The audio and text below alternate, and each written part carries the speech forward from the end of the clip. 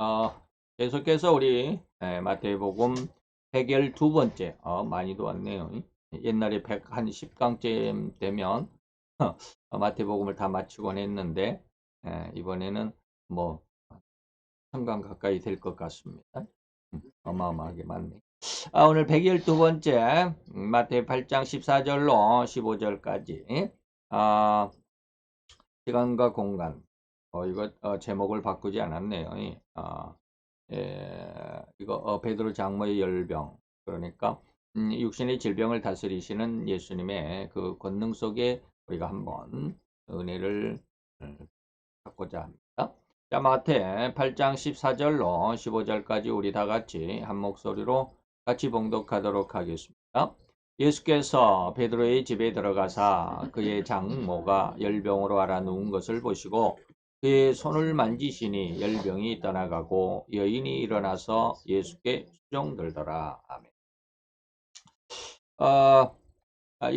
오늘 이 4절, 15절 간단한 두 구절을 통해서 예수님이 만왕의 왕이라고 하는 온 세상을 주관하시고 통치하신다라는 그 왕권에 대해서 세 번째로 우리는 베드로의 장모의 열병, 다시 말하면 인간 육신의 모든 질병이라도 고치시고 또한 주장하신다. 다시 말하면 하나님께서 세상에 아무것도 없는 것 속에서 세상을 만드셨습니다.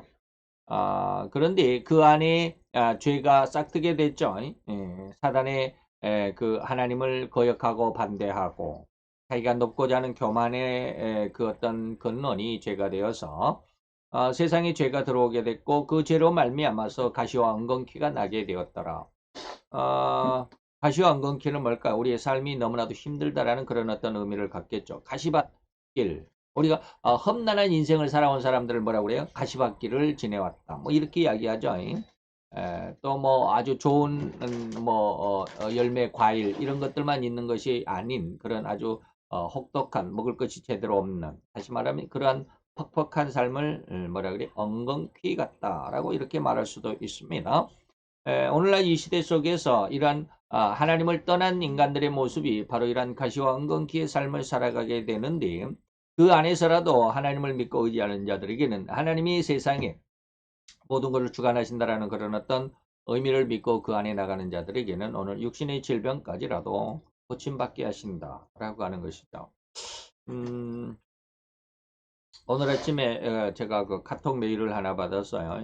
저희 고등학교 친구인데 고등학교 그 같은 반 친구였는데 걔는 저기 기계를 했고 나는 제도를 했으니까 별로 아주 친근하게 그런 긴밀한 관계는 그 친구 관계는 아니지만 한 반이니까 그저 얼굴만 알고 아는 척하고 지내던 그런 친구인데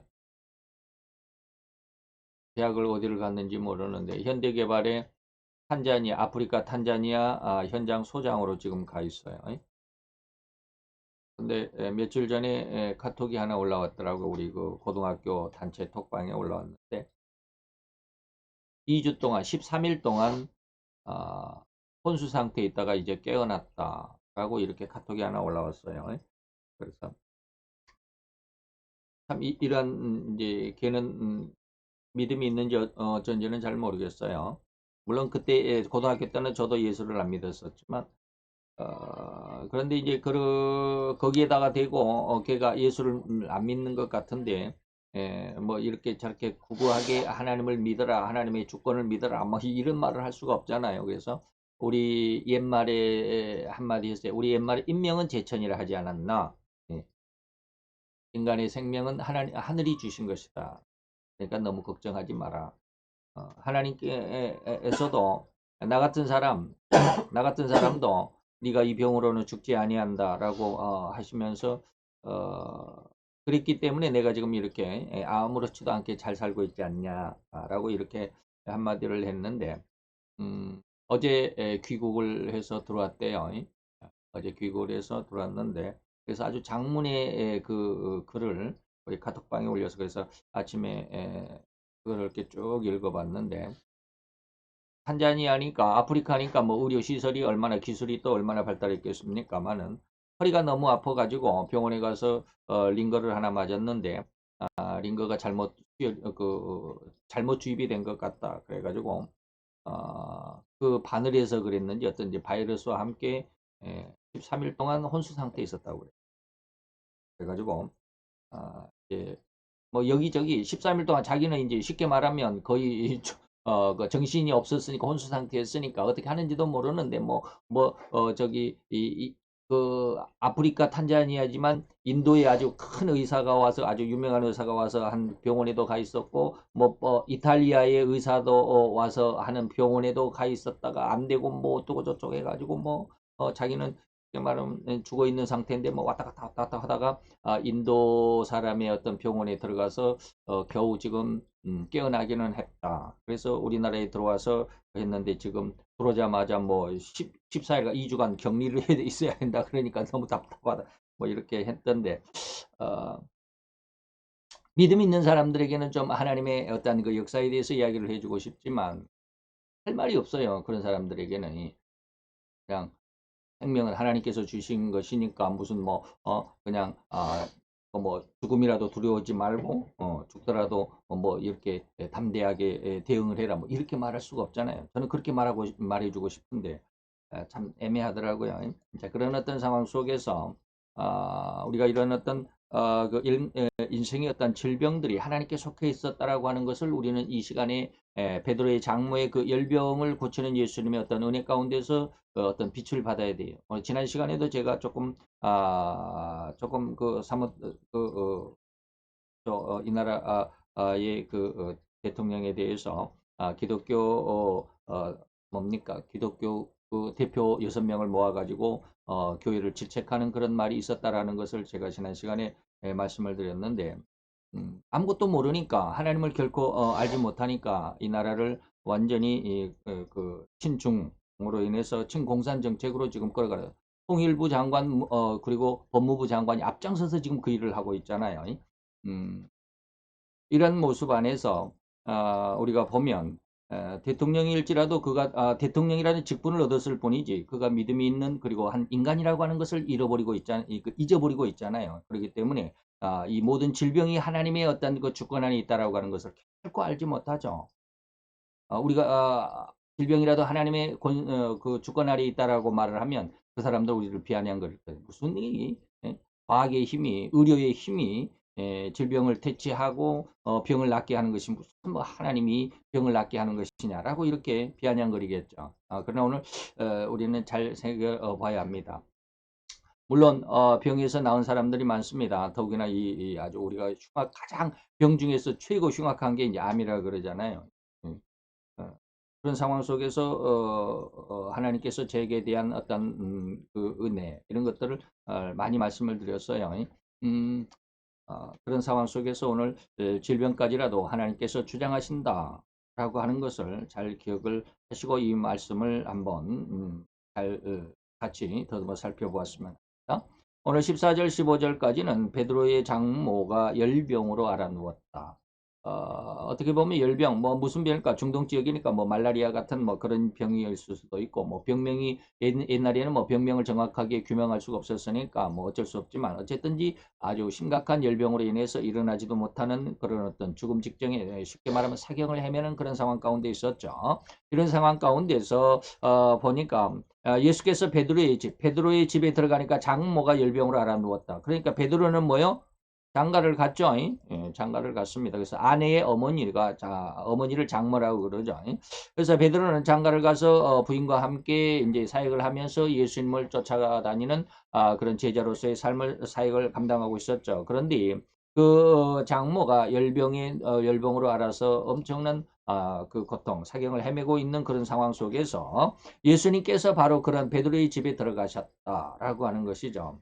그리고 장모의 그 열병으로 알아 누워서 끙끙 앓고 있는 것을 보셨다라고 하는 것이고 그 상황 속에서 예수님은 베드로 장모의 손을 만지시니까 즉시로 열병이 떠나가고 낫게 되었더라라고 하는 것이죠. 그러고 나니까 병에서 고침을 받은 장모가 여인이 일어나서 예수님께 이제 수종 들더라. 쉽게 말하면 시중을 들었다라는 말은 뭘까요? 예수를 믿고 의지하고 전적으로 쉽게 말하면 예수의 제자가 되는 듯한 이런 모습이라고 말할 수가 있겠죠. 자, 이런 내용입니다. 자, 첫 번째 이런 내용 중에서 오늘은 반토막만 할 것입니다. 두 가지 베드로의 장모의 집에 들어가셨다. 그리고 그 모든 문제 열병으로 알아눕는 누워있는 베드로의 장모의 모습을 보셨다라는 이 부분만 여러분들과 함께 생각을 해보도록 하겠습니다. 자, 베드로가 아니죠. 베드로가 아니죠. 예수님이 베드로의 장모의 집에 예수님께서 친히 들어가셨다라고 하는 것입니다. 우리가 예전에 마태복음 2장 할 때도 하나님께서 예수님의 그 생모인 마리아에게 찾아오셨다라고 하는 이런 말씀들을 통해서도 늘 이야기를 많이 했지만 예수님께서 다시 말하면 하나님께서 쉽게 어떠한 집을 들어가시는 집이 있고 어떠한 집에는 들어가지 못하는 집이 있습니다.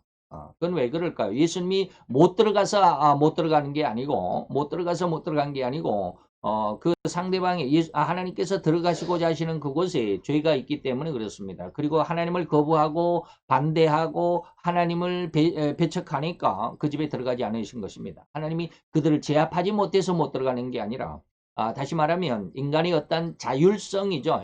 하나님께서 우리를 부르셨을 때 우리가 아들아라고 불렀을 때 아들이 아빠하고 대답을 하는 그런 어떤 응답이 있어야 되는데 하나님께서 우리를 불렀을 때 우리가 그런 응답이 없었다라고 하는 것이죠. 그래서 마태복음 24장에도 나중에 배우겠지만 예수님께서 예루살렘을 보고 눈물을 흘리면서 우셨죠. 감람산 중턱에 앉아서. 왜 그랬을까요? 내가 너희를 어미닭이 날개 아래 그 새끼를 안아서 탁 품어주고 그리고 위험으로부터 보호해 주려고 했는데 너희들이 나오기를 싫어했다라고 이렇게 말씀하십니다. 그래서 예루살렘이 이제 이후에 아주 돌 위에 돌 하나도 남기지 않고 다 무너짐을 당하는 그 엄청난 환란을 당할 것이다.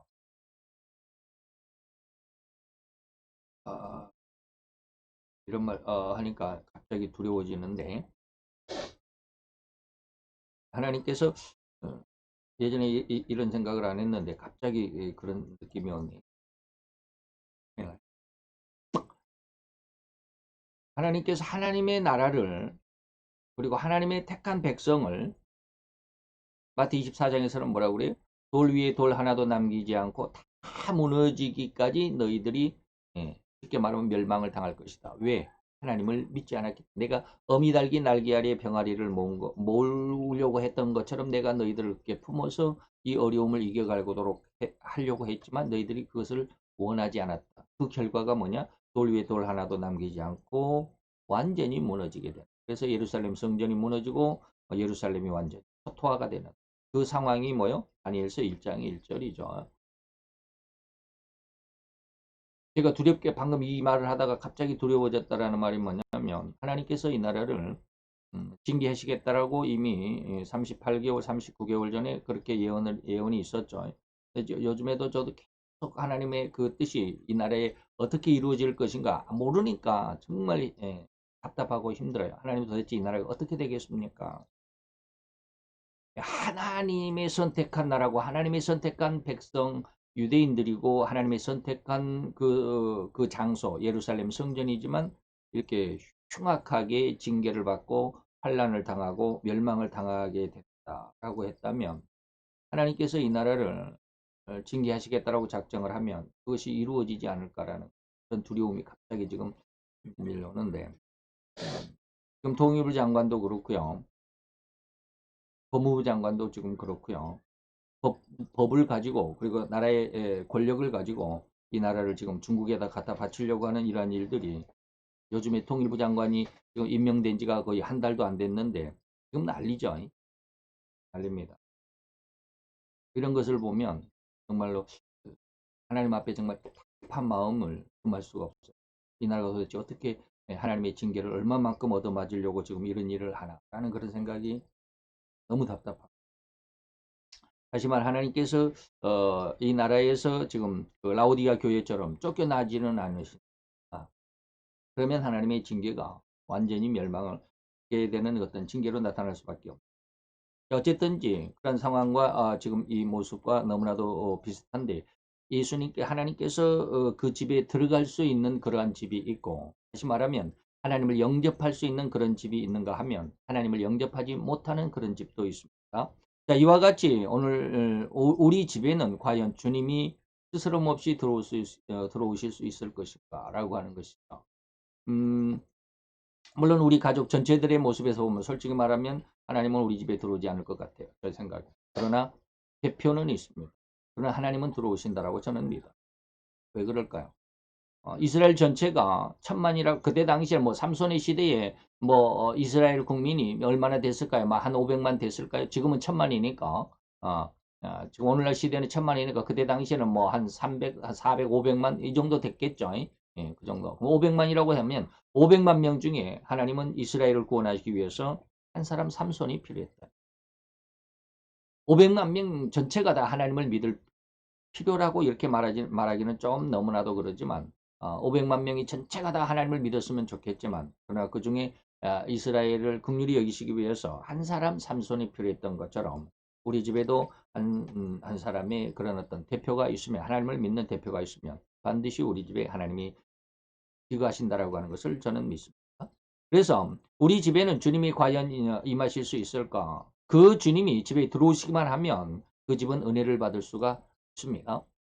주님은 마태의 집에도 들어가셨습니다. 그리고 삭개오의 집에도 들어가셨습니다. 그리고 나사렛의 집에도 스스럼 없이 예수님은 들어가셨습니다. 12명의 제자들과 함께. 굉장히 부담되는 그런 상황이잖아요. 예수님과 12명의 제자 그러면 13명 그리고 나사로와 마르다 마리아 그렇게 하면 16명이잖아요. 16명이 그 옛날 그 시골 구석에 그 한 끼 식사를 하러 들어간다라고 하는 것은 굉장한 부담입니다. 어마어마한 부담이죠. 세 사람이 마르다 마리아 나사로 세 사람이 먹고 살기에도 힘든 그런 상황 속에서 장정이 서른 살에서 뭐한 5살 이하 이렇게 엄청난 장정들이 13사람이나 몰려왔으면 굉장히 부담스럽겠죠. 자, 그런데도 불구하고 나사로와 마르다 마리아는 굉장히 즐거움으로 예수님을 맞이할 수 있었죠. 그런 집이기 때문에 예수님은 그냥 아주 부담 없이 들어갈 수 있었다라고 하는 것입니다. 누가복음 19장 5절에 보니까 삭개오의 집에 들어가는 장면이 나옵니다. 예수께서 그곳에 이르사 뽕나무 밑에 이르러서 우러러 보시고 뽕나무 위에 올라가 있는 삭개오를 보고 이르시되 삭개오야 속히 내려오라. 왜 뽕나무 위에 올라갔어요? 예수님을 좀 보려고. 지나가는 예수님의 얼굴이라도 좀 보려고. 키가 작으니까 사람들 뒤에서 아무리 보려고 홀짝홀짝 막 뛰어도 예수님의 얼굴을 볼 수가 없죠. 그래서 뽕나무 위로 올라갔다. 예수님을 찾기에 그만큼 애쓰고 노력하고 어떤 어려움이라도 극복해야 되겠다라고 하는 그런 어떤 간절함이 있었다라고 하는 것입니다. 조금 하니까 나무 위로 올라가다가 뭐 발이 미끄러서 밑으로 떨어지면 다리 뭐 종아리가 나무에 스킬 수도 있고 말이죠. 어쨌든지 그러한 어떤 간절함으로 예수님을 만나고자 했던 삭개오의 그 마음을 예수님은 아셨다 이 말이죠. 그래서 삭개오에게 갔습니다. 그랬더니 내려오라 그러니까 내가 오늘 너의 집에 함께 하룻밤 묵어야 되겠다. 유하여야 하겠다. 하룻밤 먹어야 되겠다라고 이렇게 말을 하니까 삭개오가 너무나도 좋아했던 요한복음 12장 1절 2절에 가보니까 12장에 가보면 이제 나사렛의 집에서 예수님이 들어가신 그 장면이 나오죠. 6월절 엿새 전에 예수께서 베단이라고 하는 마을에 이르시니 이곳은 예수께서 죽은 자 가운데서 살리신 나사로가 있었던 곳이라. 나사로의 집에 들어갔는데 이후에 이제 12장 물론 이제 11장에서가 이렇게 순서가 시간적인 순서는 바뀌어 있습니다. 11장에서 나사로가 그 무덤에 있다가 예수님의 은혜로 인해서 부활한 그런 사건이 있었죠. 그리고 12장에서는 부활 11장의 그 이전에 바로 이전에 있었던 사건을 12장 뒤에다가 이렇게 기록을 했습니다. 그래서 뭐라고 그랬냐면 이것은 예수께서 죽은 자 가운데서 살리신 나사로의 집이었더라라고 이렇게 말하죠. 거기서 이제 그 나사로가 아직은 죽기 전에 예수를 위하여 잔치할 때에 다시 말하면 방금 말씀드렸던 예수님과 12명의 제자 13명의 장정이 이 나사로의 집에 들어갔다. 잔치를 했다. 그랬더니 마르다는 이를 보고 나사로는 예수와 함께 앉은 자 중에 예수님 옆에 있었더라라고 이렇게 기록하고 있다. 자, 이렇게 주님이 들어가신 곳, 그 집에는 다 축복을 받지 않았던가 말입니다. 다시 말하면 나사로가 죽음에서 썩은 냄새나는 중동 지역이 습기가 없고 날씨가 너무 기온이 높기 때문에 뭐 한 42, 3도는 아주 평균 온도죠. 그러다 보니까 빨리 시체가 빨리 썩죠. 바로 그런 썩어서 냄새나는 나사로를 부활시킨 이 은혜가 예수님을 영접한 예수님을 위해서 영접한 그 나사로의 집에 이 축복이 있었다라고 하는 것이고 삭개오도 역시 마찬가지죠. 그래서 우리는 아무쪼록 주님이 들어오실 수 있는 가정이 되도록 노력해야만 합니다. 그렇죠. 우리 집에 예수님이 들어오시지 못할 정도의 그런 어떤 영적인 쓰레기 같은 그런 집이 돼서는 안 되죠. 영적으로도 어느 정도 정돈이 되어 있고 깔끔하고 주변 정리가 잘 되어 있어야 합니다. 이런 영적인 청소가 주변 정리가 잘 되어야 된다는 것은 뭐예요? 믿음이 좋아야 된다 이 말이죠. 마태복음 18장 19, 20절에 보니까 진실로 다시 너희에게 내가 이른다. 너희 중에 두어 사람이 땅에서 합심하면 온 가족이 다 예수를 잘 믿으면 좋겠지만 한두 사람이라도 말이죠. 무엇이든지 구하면 하늘에 계신 내 아버지께서 저희를 위하여 너희의 모든 것을 이루어 주신다. 두세 사람이 내 이름으로 모인 곳에는 나도 그들 중에 있다. 요한복음 13장 35절에도 보면 너희가 서로 사랑하면 예수님이 쉽게 들어갈 수 있다. 이런 뜻이죠.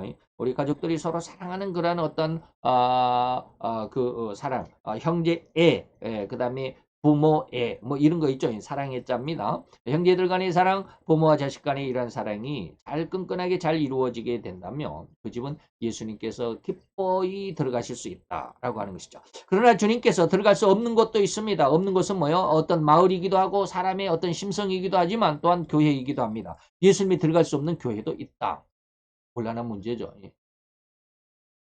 제가 지금 안타까운 것이 하나 있는데 제가 지금 이제 뭔가를 내년까지 1년 반 오늘 지금부터 이제 8월 달부터 8월 말부터 했는데 한 달 반 아니 한 달 반이 아니라 1년 반 정도를 중심으로 해서 뭔가를 하려고 하니까 지금 유튜브를 못 하게 돼 있어요. 못 하고 있어요. 왜냐면 유튜브를 그 1시간 유튜브 그 PPT를 만들려고 하면 종일 골머리를 싸매고 아무것도 못 합니다. 그것만 가지고 하루 종일 골머리를 싸매요. 그렇게 하다 보니까 시간이 안 나죠. 그래서 이거 못 하겠다. 이제 내년 연말까지 1년 반 정도를 잠정 조금 쉬고 이 일을 하고 나서 하자라고 지금 그렇게 해서 유튜브를 지금 잠정 중단을 했는데 어쨌든지 뭐냐면 교회에도 예수님이 들어가지 못하는 교회가 있습니다. 기가 막히죠. 교회는 누가 지었어요? 예수님이 지었어요. 내가 내 교회를 이 신앙 반석 위에 내가 내 교회를 세울 것이다. 음부의 권세가 이기지 못하는 그런 교회다. 라고 이렇게 말씀하셨는데 쉽게 말하면 교회의 주인이 예수님이시잖아요. 그런데 예수님이 그 교회에 들어가지 못하는 곳도 있습니다. 거라사 마을이 바로 그러했습니다. 라오디게아 교회가 바로 그러했습니다. 자기 나름대로는 정통적인 신앙이고 참으로 하나님의 가장 사랑받는 성도라고 그리고 그런 사랑받는 나라라고 자부했던 유대인들과 예루살렘 더욱이 그들의 지도자급인 대제사장과 제사장 서기관과 율법사들조차도 예수님을 영접하지 않았고 영접하지도 못했던 것을 봅니다. 자, 마태 8장 3, 4절에 보니까 이제 거라사 지역의 사건입니다. 그 돼지떼 2,000마리를 치고 있던 목동들이 그 거라사 지역의 바로 옆에 그 공동묘지에 귀신 들려서 아주 흉악한 한 청년이 살고 있었죠. 그런데 그 청년이 예수님을 만났습니다. 그래서 예수님 앞에서 귀신들이 쫓겨나갔죠. 그 쫓겨나간 귀신들이 어디로 갔어요? 그 옆에서 먹고 방목하고 있던 돼지떼 2,000마리 떼 속으로 들어가니까 돼지떼들이 아주 미쳐가지고 갈릴리 바다로 다 투신해서 다 죽고 말았다. 이런 사건이죠. 그래서 그 돼지떼를 치던 자들이 다시 목동들이 달아나서 도망가서 시내에 들어가 그 돼지떼 주인들에게 이 모든 일과 귀신 들린 자의 일을 고하니 온 시내가 예수를 만나려고 나가서 보고는 그 지방에서 떠나가시기를 강구하더라. 그런 일을 보고도 하나님의 역사, 하나님의 기적, 하나님의 능력을 보고도 예수를 거부하는 사람들이 있다라는 거예요. 기가 막히죠. 하나님이 심을 나타내는 건데도 그것을 거부하더라고요. 이건 왜 그럴까요? 육신적인 어떤 욕심 때문에 그렇습니다. 왜? 돼지떼 2,000마리가 아깝잖아요. 자기 재산에 엄청난 손해가 있었잖아요. 그러다 보니까 예수를 믿으면 내 재산이 많이 충나겠다 이런 생각이에요. 예수를 믿으면 11조 해야 되잖아. 예수를 믿으면 감사헌금도 해야 된다며. 매 주일마다 나가가지고 주일 헌금을 해야 된다며. 아, 나 쓸 돈도 없는데 그 헌금을 어떻게 하나. 뭐 이런 사람들이 수없이 많아요. 계시록 3장 20절에 보니까 라오디게아 교회 문 밖에 서서 두드리노니 누구든지 내 음성을 듣고 문을 열면 내가 그에게로 들어가 그로 더불어 먹고 그는 나로 더불어 먹으리라. 예수님이 지금 어디 있어요? 문 밖에 있잖아요. 문 밖에. 교회의 주인은 누구라고요? 예수님이라고. 예수가 이 교회를 지었다고. 근데 예수님이 지금 교회 안에 있는 게 아니라 문 밖에 있다. 예수님이 교회를 찾아왔을까요? 교회 자체는 원래 예수님이 주인이라니까요. 그러니까 이 교회는 다시 말하면 뭐예요? 문 밖에 예수님이 서 있다라는 뜻은 예수님이 그 교회를 찾아오신 게 아니라 쫓겨나셨다. 네. 그런 의미를 잘 이해될 수 있기를 바랍니다. 마태 23장 37절에 보니까 아까 말씀을 드렸습니다. 감람산 중턱에서 예루살렘을 보고 예수님께서 안타까이 우시는 모습. 예루살렘아 예루살렘아 선지자들을 죽이고 오늘날에는 교회 목사들을 죽이고 교회를 죽이고 지금 이 나라 정부가 지금 그렇죠. 어, 통일부 장관이라는 사람이 이 교회 지도자를 찾아가 가지고 이 나라가 뭐 어쩌고 저쩌고 북한하고 뭐 어쩌고 잘 타협을 해야 된다 뭐 이런 소리나 짓거리고 뭐 이런 엉뚱한 짓이나 하고 다니는 이런 나라가 바로 그러면서 교회가 이 일에 도와줘야 된다. 북한을 돕는데 북한과 협력하는데 교회가 도와달라 이런 말도 안 되는 소리를 하고 있어요. 음, 이런 정신 나간 일들로 인해서 교회를 죽이고 교회 목사들을 죽이고 억압한다 이 말입니다. 그리고 너에게 파송된 자들을 돌로 치는 자여 암탉이 그 새끼를 날개 아래 몸과 같이 내가 너희 자녀를 모으려 한 일이 몇 번이냐 그러나 너희가 원치 아니했도다. 아까 말씀을 드렸죠. 마태 10장 35, 6절입니다. 내가 온 것은 예수님께서 세상에 육신을 입고 인간의 모습으로 오신 것은 하나님이셨는데 인간의 모습으로 온 것은 뭐요? 사람이 그 아비와 아들과 아버지가 부자지간에 그리고 딸이 어머니와 모녀지간에 그리고 며느리가 시어머니 고부간에 불화하게 한다. 아니 예수님이 사랑이라며 평화라며 왜 이렇게 가정을 파탄냅니까? 이건 뭐요? 그건 뭘까요? 왜 그럴까요? 왜 이러한 일이 있어요? 이것은 뭐요? 진리 때문에 이 말입니다. 하나님에 대한 진리를 정확히 아는 자와 모르는 자의 갈등입니다. 그래서 비록 아들이라도 아버지와 그 그 신앙적인 종교적인 어떠한 그 마음이 다르다라는 거예요. 믿음이 다르다라는 거예요. 딸과 어머니가 시어머니와 며느리가 가족 간에도 이러한 일이 있다라고 하는 거예요. 그러다 보면 뭐예요? 왼수가 밖에 있는 것이 아니라 네 집안 사람이 왼수다. 그런 일이 앞으로 더 많이 일어날 것입니다. 이러한 가정 내 불화를 일으키시겠다는 주님의 말씀은 진리와 비진리의 명확한 구분을 위함이고 이는 절대로 심판의 기준을 명확하게 하시기 위한 초석이다라고 하는 걸 우리가 기억해야 합니다. 다시 말하면 데살로니가후서 2장 9절로 10절에 보니까 마지막 시대에는 더 그렇지만 옛날에도 그랬지만 마지막 시대는 더 그렇습니다. 악한 자 사단이죠.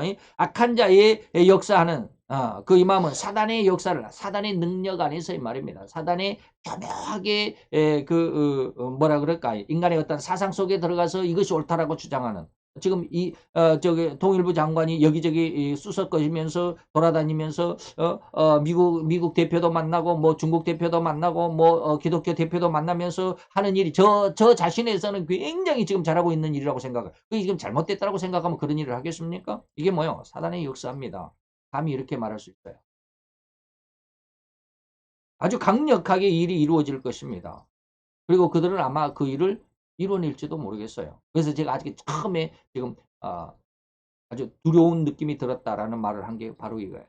하나님 이 나라를 징계하시기로 작정했다면 예루살렘이 그렇게 돌 위에 돌 하나도 남기지 않고 무너지게 되는 그런 어떤 엄청난 환란과 멸망을 이 나라에도 그것이 이루어지지 않을까. 근데 한 가지 더 뭡니까? 다행스러운 것은 뭡니까? 하나님께서 그렇게 되겠지만 너희들이 기도해라 그랬어요. 기도하지 않으면 그렇게 될 것이고 기도하라.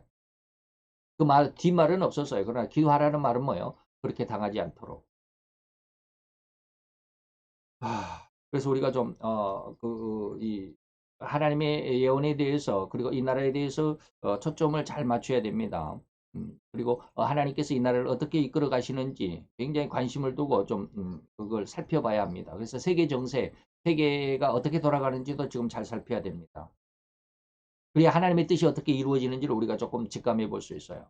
근데 며칠 한 3일 전에 우리나라가 너무 급격하게 이렇게 친공산 정책으로 그냥 갑자기 막 이게 장관들이 바뀌면서 아주 그냥 급격하게 친북, 친중의 성향으로 아주 강력하게 지금 나가는데 3년 문 대통령이 취임하기 그때 그 시절보다 엄청나게 지금 급격하게 지금 친중 정책, 친북 정책을 지금 이어가죠. 예. 처음에는 그러질 않았어요. 처음에는 그러질 않았어요. 근데 이제 장관들이 이렇게 주사파라고 그러죠. 주사파, 친북 성향에 있는 사람들이 장관이 오르고 나고 그러니까 지금 완전히 이거 지금 이 통신위원장 그 장관급인데 장관이라고 하지 않고 통신위원장이라고 그래요. 우리나라 방송통신위원회 위원장. 이 사람도 굉장히 주사파적인 그런 성향인 것 같아요. 아주 딸랑입니다. 문재인 대통령의 딸랑인데. 그것으로 인해서 우리 인터넷이라든지 방송관계라든지 KBS에서 어떻게 북한 국가를 8.15 광복절날 북한 국가를 연주합니다. 방송통신위원장이 그러니까 그래요. 압력을 넣으니까 KBS 어쩔 수 없이 그러잖아요. 어쨌든지 이런 사단의 역사를 따라서 강력하게 이루어질 것입니다. 그러나 하나님은 이러한 어떤 엄청난 환란에 대해서 하나님을 믿는 자들이 기도해라. 기도하지 않으면 이 일이 이루어질 그래서 이 사단의 역사를 따라서 모든 사단의 그 강력한 모든 능력 그리고 사람을 유혹할 수 있는 모든 표적들을 일으키게 될 것입니다. 그리고 거짓 기적을 일으키게 될 것이고 불의의 모든 속임으로 멸망을 받는 자들에게 멸망을 만든 자들을 완전히 유혹해 갈 것입니다. 그러니까 뭡니까? 그 모든 능력과 표적과 거짓 기적들에게 현혹이 돼서 야 정말로 잘한다 잘한다라고 거기에 휩쓸려 버릴 사람들이 많다. 뭐 하는 사람들이? 멸망할 자들은 그렇게 될 것입니다. 이것은 왜 저렇게 멸망할 자들이 이렇게 많을까요? 저희가 진리의 사랑을 받지 아니했기 때문이다. 성경의 진리를 정확하게 믿고 의지하지 않았기 때문이다라고 하는 것이죠. 그래서 요한복음 1장 5절에 보니까 이 시대는 뭐예요? 빛과 어둠이 완전히 구분되는 시대입니다. 빛이 어둠에 빛이 돼 어둠이 깨닫지 못했다. 그래 빛과 어둠이 완전히 쫙 갈리게 될 것이다 이 말입니다. 어찌 예수님이 한 가정 내에서 부부간에 그리고 부자간에 그리고 고부간의 갈등을 초래하시겠다라고 하시는가 이 말입니다. 이러한 주님의 정확한 진리를 우리는 깊이 깨달아야만 합니다. 예수님이 아이고 가정에 불화를 일으키기 위해서 왔대 이런 좀 곤란합니다. 그것은 뭐요? 진리의 정확한 그 진리의 진위 여부를 하나님께서 예수님께서 드러내시고자 하신다라는 것입니다. 마지막 시대는 이것이 반드시 이루어질 것입니다. 이게 여기저기 들쑤시고 돌아다니는 거 좋지는 않아요. 반드시 우리 집에는 절대적인 우리 주님의 방문과 함께 우리의 모든 일거수일투족을 감찰하시는 하나님이 또한 우리의 가정 내의 모든 문제들을 해결해 주시는 은혜의 기쁨에 우리가 함께 들어갈 수 있기를 축원해 드립니다.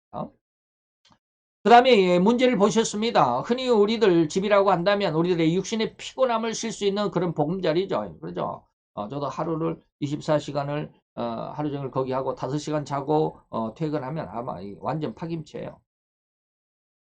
그래서 집에 와서는 잠을 안 자고는 견딜 수가 없어요. 내가 뭐 청년의 어떤 뭐 철인 같은 그런 어떤 그 체력을 아직도 유지하고 있는 것은 아니죠.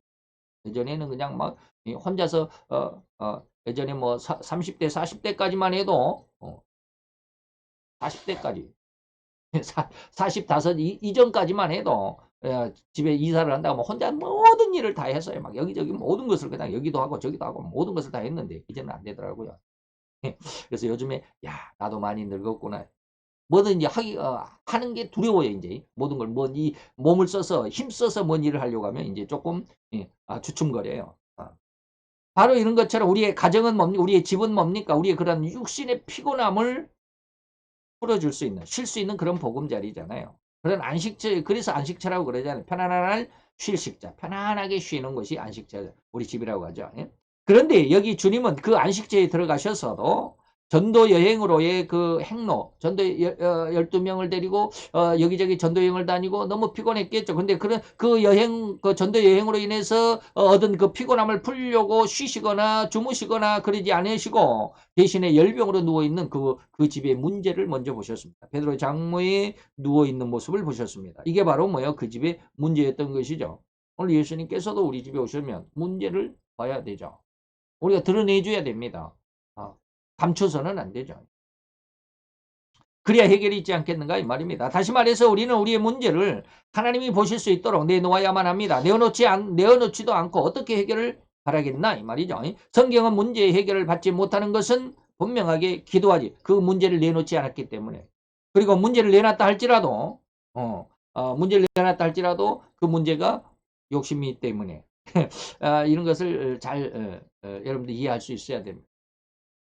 다시 말하면 하나님께서 요즘에 그런 것도 뭐 요즘에 제가 이렇게 많은 것을 생각한다라고 그러지만 하나님이 왜 나는 축복하지 않았을까? 오늘 새벽에 그런 기도를 했어요. 퇴근을 하고 나서 1시간 정도 이제 기도를 하고 그러는데 하나님 꼭 그러시는 것 같아요. 백 목사님 내가 너를 왜 축복하지 않은 줄 아는? 제가 그러면서 뭘 생각했냐면 제가 예전에 이제 평택에 부목사로 갔을 때 전도사 말고 부목사로 갔을 때의 일을 하나님이 떠올리게 하셨어요. 그때는 굉장히 제 마음이 뜨겁게 불타던 시절이었거든요. 어, 어, 세상에 그 어떤 것도 부끄럽지 않았고 세상에 그 어떤 것도 내 앞에 거침이나 장애나 방해가 되지 못했습니다. 모든 것이 하나님의 뜻 안에서 이루어질 것이라. 그래서 시장 한복판에서도 그 평택 시장 있죠. 평택에 그 시장이 있습니다. 평택 그 시장 한가운데서 큰 소리로 그냥 막 기도하고, 지나가는 시장에 그 장보러 온 사람들이 다 쳐다봐도 하나도 부끄럽지 않았어요. 오히려 그들을 위해서 기도할 수 있었고. 그것을 기억하게 하시요. 근데 하나님이 그걸 느끼게 해요. 그때 만약에 내가 너를 그 은혜로 계속해서 하나님의 은혜 가운데로 영원히 내가 너를 두었다라면 아주 아찔한 생각. 왜요? 지금까지 그때로부터 지금까지 한 16년, 17년이 흘렀는데 16년, 17년 동안 제가 고난을 당하면서 어렵고 힘든 삶을 살아가면서 하나님 앞에 영이 무엇인 줄을 알게 되고 그 영의 어떤 추구함 속에서 하나님의 어떤 느낌, 어떤 은혜, 어떠한 것을 깨닫게 하시고 해 주셨던 같은 것들을 지나가는 한순간이 지나가는 은혜를 쫙 생각해 보면서 이런 것을 몰랐었겠구나.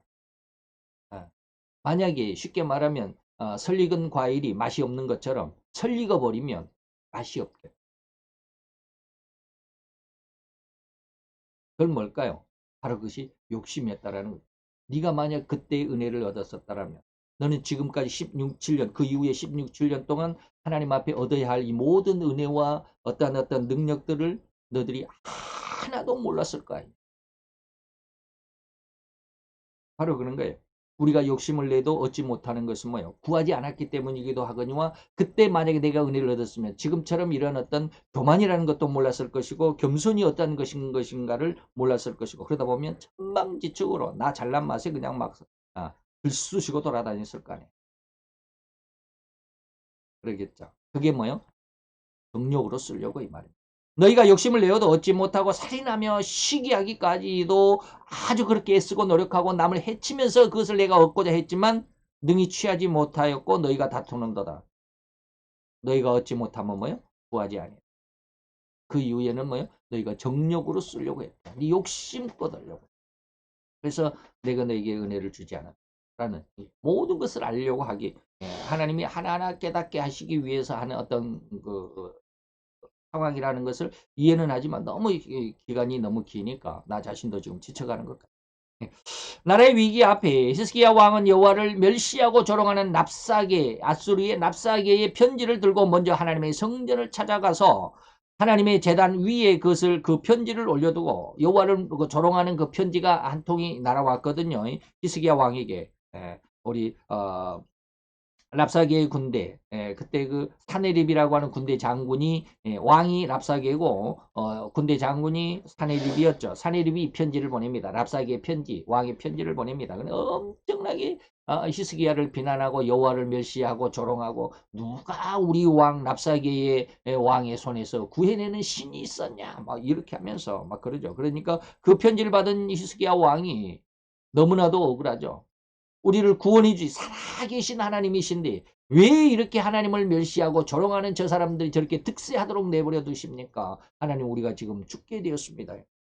하나님이 욕을 먹고 조롱당하고 멸시를 당하고 있습니다. 하나님, 왜 우리를 구원해 주지 않습니까? 이때 히스기야 왕의 마음은 어땠을까요? 정말 심각하게 죽기보다도 싫었을 거 아니에요. 그런 편지를 하나님의 성전에 찾아가서 하나님의 제단 위에 두고 울면서 이 편지의 내용을 하나님 한번 보시라고 그렇게 기도하겠습니다.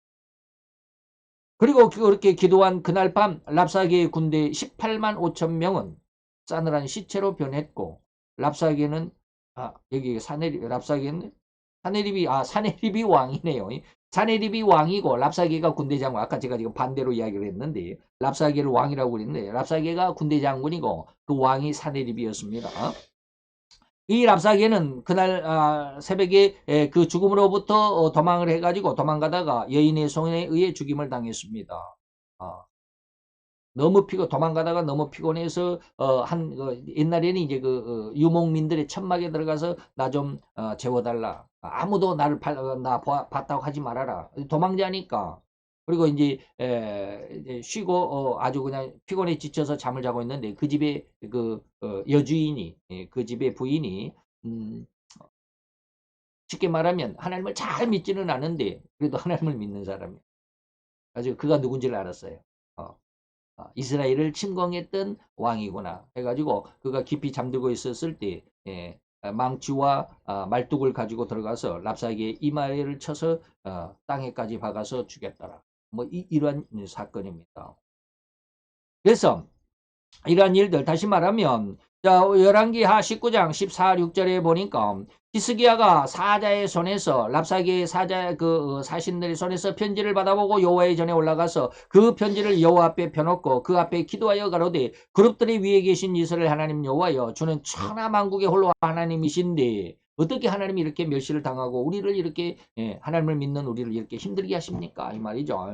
주께서 천지를 조성하셨고 여호와여, 귀를 기울여 들으소서. 여호와의 눈을 떠서 보시옵소서. 사내립이 사신 하나님을 회방하려고 이런 말을 보냈지 않습니까? 라고 하는 것이죠. 곧 하나님은 전지전능하심으로 모든 것을 아시며 모든 것을 해결하시는 능력의 하나님이심을 믿는다면 기도하지 않아도 우리의 형편과 사정을 알 것이라고 생각하는 것은 믿음이 아닙니다. 하나님이 아시니까 우리는 기도하지 않아도 저도 이것에 대해서 굉장히 많은 고민을 했어요. 마음의 갈등들이 이게 도대체 무슨 뜻일까? 어느 순간에 어떤 목사님이 그러시더라고요. 자기 아들에 대해서 이야기를 하면서 믿음에 대해서 이야기를 해요. 아들은 학교에 갔다가 선생님이 다음에 이제 공과금을 내라, 납부금을 내라라고 납부고지서를 딱 줬어요. 근데 이 아들은 집에 와가지고는 그 납부금에 대해서 전혀 걱정을 안 한다라는 거예요. 왜? 아빠가 다 해결해 줄 거니까. 그리고 아빠 책상에다가 딱 납부금 고지서를 딱 갖다 놓으면 얘는 나가서 놀더라 이 말이야. 어. 납부금에 대해서는 전혀 이 홀이 많고 눈꽃만큼도 걱정도 안 하고, 오늘 어디 가서 돈이 없는데 누구한테 가서 빌리지 뭐 이런 생각은 꿈에 줬다 안 하고 그냥 나가서 공차고 친구들하고 깔깔거리고 그냥 얼굴에 그냥 흙먼지가 범벅이 되도록 땀 흘려서 얼굴에 흙먼지가 범벅이 되도록 놀기만 하다. 그것을 가만히 보고 이게 믿음이구나라고 이렇게 생각했다는데 그 말을 듣고 제가 굉장히 고민이 됐어요. 정말 혼돈됐어요. 하나님을 모든 것을 해결하시는 능력의 하나님이심을 믿는다면 기도하지 않아도 우리의 형편과 사정을 하나님은 다 알 것이라고. 물론 그런 말씀도 있어요. 기도하기 전에 하나님이 아신다. 이런 생각하는 것은 이것이 과연 믿음일까? 이건 믿음이 아니라고 저는 생각합니다. 그래서 제가 헷갈렸다라는 거예요. 우리의 모든 사정을 아시면서 우리의 죽음과 그 이후의 결말까지라도 아시는 하나님이시지만 하나님은 우리 성도들과 대화하시기를 원하시고 기뻐하십니다. 그래서 하나님께서는 모든 것을 주관하시지만 우리 성도들이 스스로가 이러저러한 시시콜콜한 것까지도 하나님 앞에 기도함으로 아뢰어야 되고, 그리고 그 기도를 하나님 듣기를 즐거워하신다는 것을 우리는 기억해야 합니다. 그래서 에스겔서 36장 37절에 보니까 나 주 여호와가 말하노라. 내가 너희들 이스라엘을 내가 이렇게 크게 축복을 주겠다라고 약속을 했지만 그래도라는 말이 있죠. 그래도 이스라엘의 족속은 이와 같이 자기들에게 이루어 주기를 나에게 기도해야 한다. 이런 내용이죠. 하나님이 다 알 거니까 뭐 나는 기도하지 않아도 돼. 이러면 좀 곤란하다. 기도해야 된다라고 하는 것이죠. 그래서 그런 기도를 듣고 내가 그들의 인수, 그들의 사람의 숫자가 양태같이 많아지게 하리라 라고 하는 것이죠. 더욱이 하나님은 성도들이 이렇게 자기의 잘못을 회개하는 기도, 그리고 또한 문제를 스스로가 깨닫고 해결받기를 간절하게 간구하는 그 심령들을 하나님은 기뻐하신다. 그래서 시편 34편 18절에 보니까 여호와는 마음이 상한 자에게 가까이 하신다. 마음이 상한다는 뭐예요? 자기 마음을 그냥 쪄 밝히면서 하나님 앞에 회개하는 거예요. 마음이 상했다는 것은 그냥 누구에게 형에게 동생에게 아주 그냥 기분이 나빠가지고 그런 마음 상한 그걸 이야기하는 게 아니고 늘 아주 그냥 철저하게 자기 마음속에 있는 죄악을 깨닫고 하나님 앞에 내려놓는 자 이런 말입니다. 중심에 통해하는 자를 하나님은 원하십니다. 곧 마음을 지으신 이가 그 마음의 회개함과 문제를 호소함을 결코 외면하시지 않을 것이라는 것을 우리는 성경을 통해서 약속을 받을 수 있죠. 시편 33편 13절 15절에 보니까 여호와께서 하늘에서 감찰하시고 모든 인생을 보시며 하나님은 곧 그 거하신 곳에서 세상의 모든 거민을 하감 위에서 내려 다 감찰하신다. 저는 일반의 마음을 지으시며 모든 사람들의 마음을 지으시며 저희 모든 행사를 감찰하시는 하나님이시다.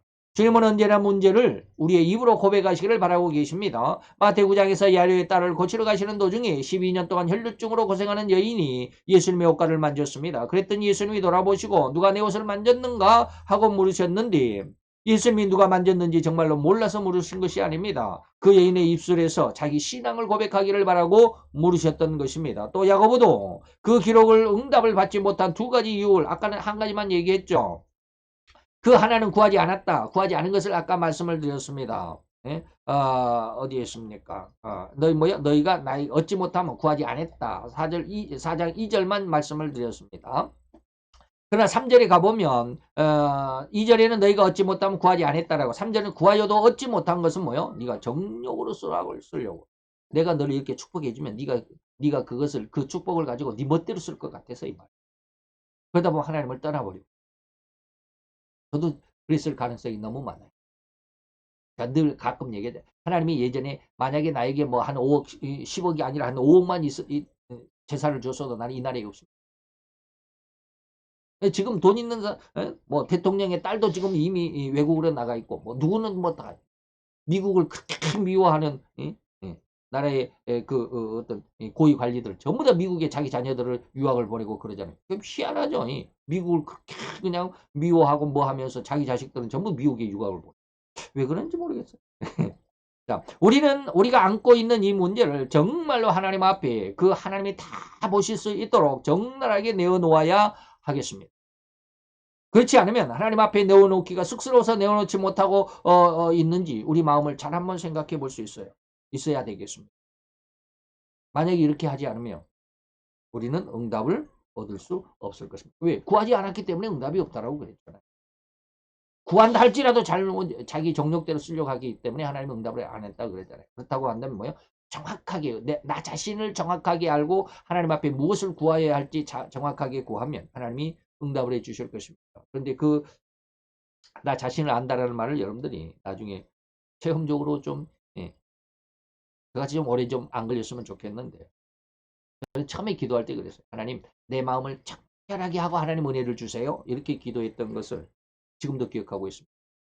그래서 하나님 축복을 주시기 전에 저를 굉장히 이렇게 정결케 하는 어떤 그런 세상에 무엇이 옳고 그런 것인지 무엇이 죄악이고 무엇이 교만이고 모든 것을 다 알게 하시는 것인지 참 알 수는 없지만 참 답답하기 이를 데가 없습니다.